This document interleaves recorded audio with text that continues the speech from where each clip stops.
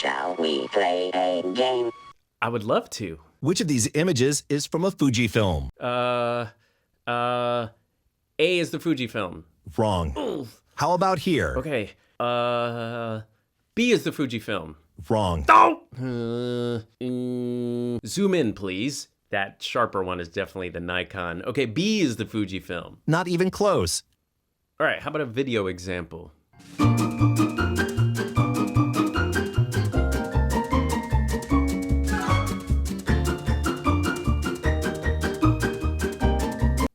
I'm not really seeing a difference here.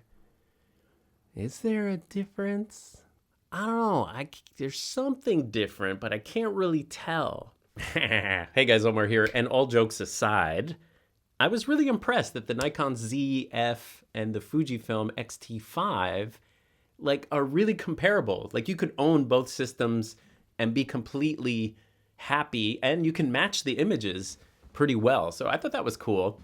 I was also surprised, I guess not surprised, but the Fujifilm X-T5 has a tinier sensor, but has more resolution, more megapixels. However, remember our Coney Island video that we did for the Mermaid Parade? That was with the Nikon ZF.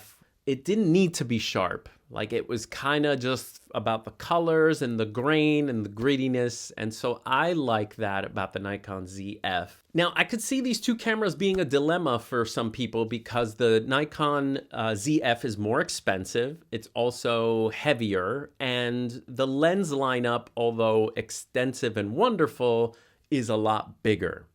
I think the strength that Fujifilm has is the smaller lenses. You're definitely hiking, traveling, camping, going cross country, and you don't want to bring a large system.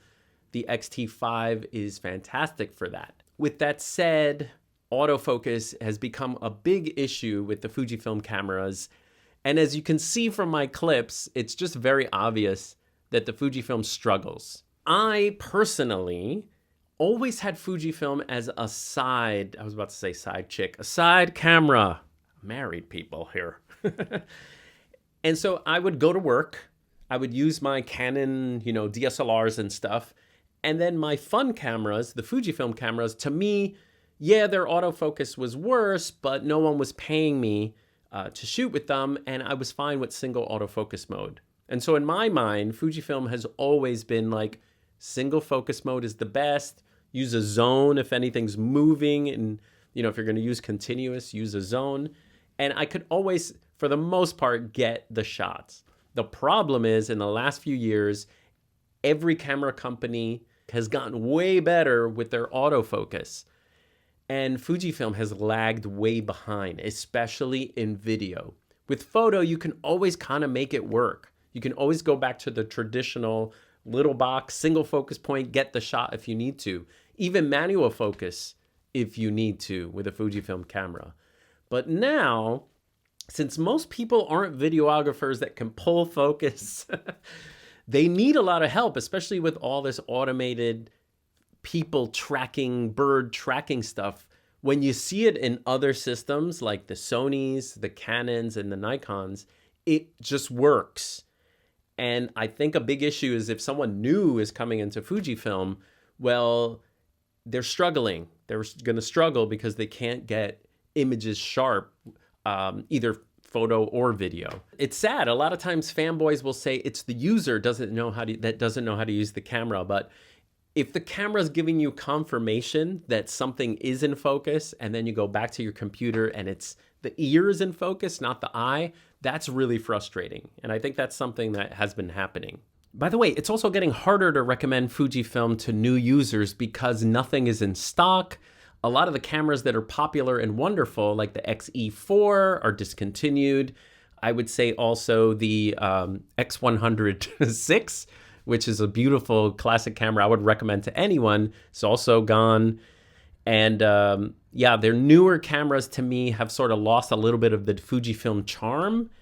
But this X-T5 does have that charm. It has the retro. So I could see someone sort of deciding between these two.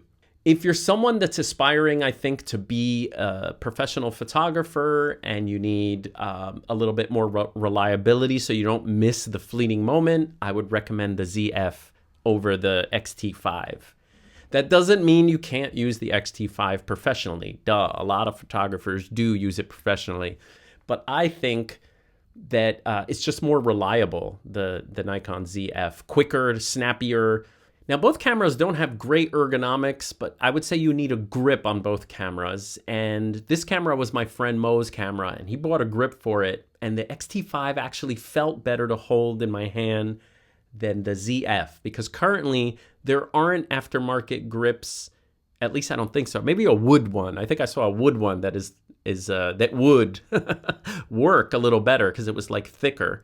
They both have a touch screen. Their EVFs are both the same. They're both weather sealed. They both have 2 card slots, although the Nikon ZF has a weird one. It has a tiny micro one that is like really hard to get.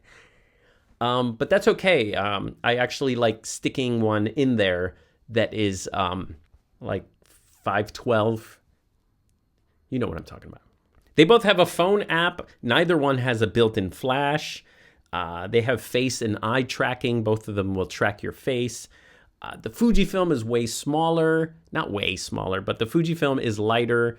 The lenses are smaller and lighter.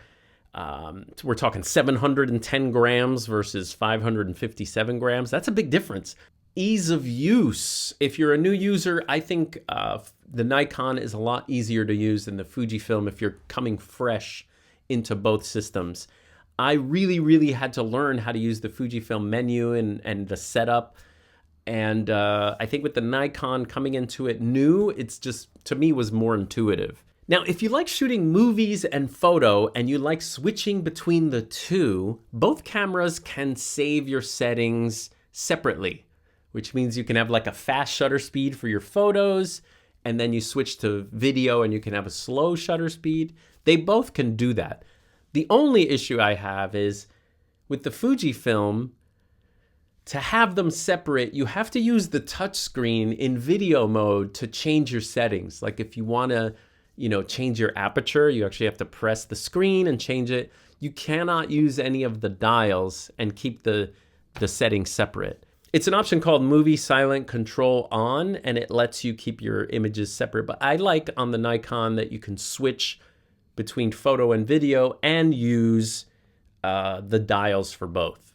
But overall, we're in this point where Fujifilm needs to fix their autofocus to catch up and even pass everyone. Imagine Fujifilm just overhauls everything and has Sony-like autofocus. I think that would be unbelievable, and it kind of needs to be done because the grumblings online are really spreading like wildfire as far as the firmware's breaking autofocus and stuff. And again, I use my Fujifilms in single focus point, and I don't really shoot video with them. So it hasn't affected me, but I definitely have seen it affect a lot of people. But let me know what you think down below, and I'll see you guys next time.